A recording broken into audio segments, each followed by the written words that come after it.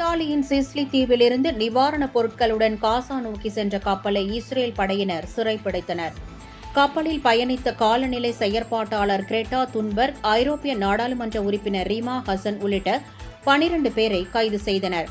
Israel Hamas இடையே ஓராண்டுக்கு மேலாக நீடித்து வரும் போரினால் காசாவில் 54,000க்கும் மேற்பட்டோர் உயிரிழந்துள்ளனர். போர் தொடர்ந்து நீடித்து வரும் நிலையில் காசாவுக்கு இஸ்ரேல் வழியாக நிவாரணப் பொருட்கள் அனுப்பி வைக்கப்பட்டு வருகின்றன.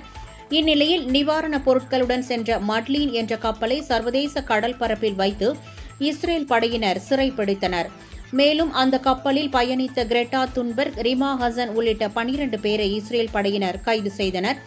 இந்த சம்பவத்தை தொடர்ந்து கப்பலுடனான தொடர்பு துண்டிக்கப்பட்டுவிட்டதாக அறிவிக்கப்பட்டுள்ளது. விளம்பரத்திற்காக இந்த செயலில் ஈடுபட்டதற்காக கைது செய்யப்பட்ட 12 பேரும் இஸ்ரேல் அழைத்து செல்லப்பட்டு அங்கிருந்து அவரவர் சொந்த நாடுகளுக்கு திருப்பி அனுப்பி வைக்கப்படுவர் என்று தெரிவித்துள்ளது.